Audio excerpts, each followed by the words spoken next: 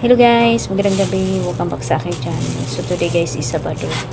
So ayan, chika-chika lang tayo ng mga kasari. Time check is 9:30 na po yata. Okay, 9:17 ng gabi. So tayo ay magsasara ng 10 pag Sabado, Biyernes. So ayan, okay, naglaba. Bantay ng tindahan. So, ayan. Ang ganap natin for today. Hindi pa ako tapos maglaba. Sinishare ko lang sa inyo yung aking experience for today's video. So, kanina, nagpa-deliver po tayo ng Coke. 2 beses po ako nagpa-deliver. Tigi-isang kahalap naman case. Kasi naubos. Naubos agad yung isa kong case na kasalo kanina. Nakakatawa. Tuwaan man ako, isang case na kasalo. So, nagpa-deliver ulit tayo.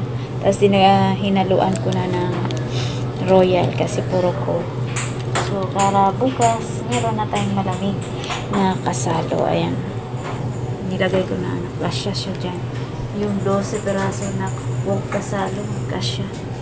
So, ayan, nagpa-deliver tayo ulit ng 8 ounce, isang case din. Kasi nagpa-deliver din ako kanina ng 1.5 na Coke. So, ayan.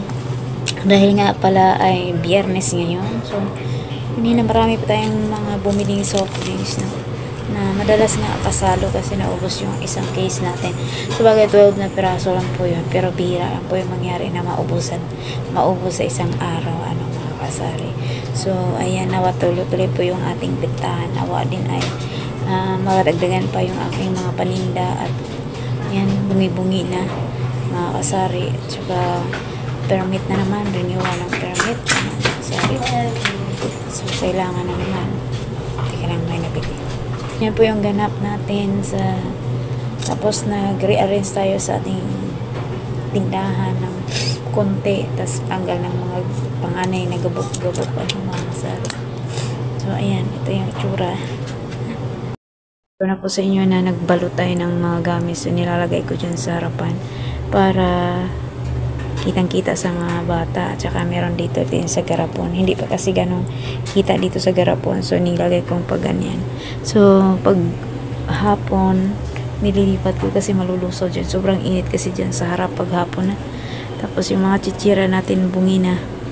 Ayan, ito po yung sit up. Nawala po dyan yung ating istante. Mga kasari. So, ayan. Tapos, gusto ko may upuan na kasi yung dati kasi yung upuan natin ay medyo mababa. Ayan. At ayan, ganyan yung sit up. Pero ganun pa rin naman sa taas. Ayan. So, pag dito tayo, sa labas, ganun po yung itsura niya. Ayan. Nasa taas. Ayan. Hindi ang mga shampoo kasi hindi na sila pantay. Maganda talaga pag pantay. Ayan, kagaya. Ayan, ganyan. Pantay silang lahat. Ayan. Ayan. Ngayon, ating istante. Wala na tayong mga biscuit gana mga kasari. Sa gilid ng chiller. Ayan. Yan ko nilagay. Medyo madilim siya dyan na party.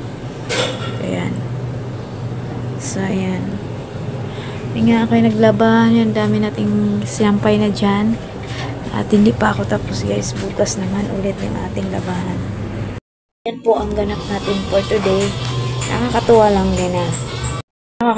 din na nakaubos tayo ng isang araw na Coke kasalo. So, iyan. At wala tayong problema sa araw na to ng bote. Kanina merong bumili ng Coke kasalo. Nag-deposit po siya. Sabi, ibabalik na lang dito daw siya nabili lagi. Pero bihira lang naman. So, buti naman binalik din kaagad. Tapos tinanong ko ng pangalan niya, ng mga ID natin. Tinatanong na natin kung anong pangalan nila.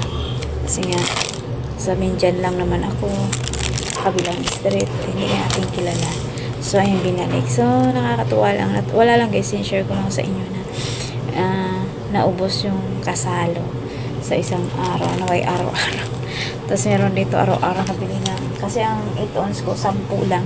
Panghatak ko yun sa mga customer, 10 piso. Kasi saka iba 12, 13, 15. So, kaya pa naman ng 10, ano, mga sari.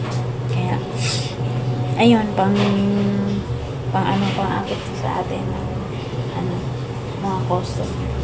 So, marami na akong mga kulang-kulang talaga mga kasari. Nawa po mapuno pa ang ating tindahan. Dumami ang ating benta, no? Yung goals natin na dami tayo ng benta para sulit naman yung ating pagtitinda. So, ayan. Maraming salamat sa panonood. Yun lang guys ang aking share sa inyo. Thank you so much for watching and till next time, see you in my next vlog and God bless to everyone. Kayo magsasara na. Good night. Good night.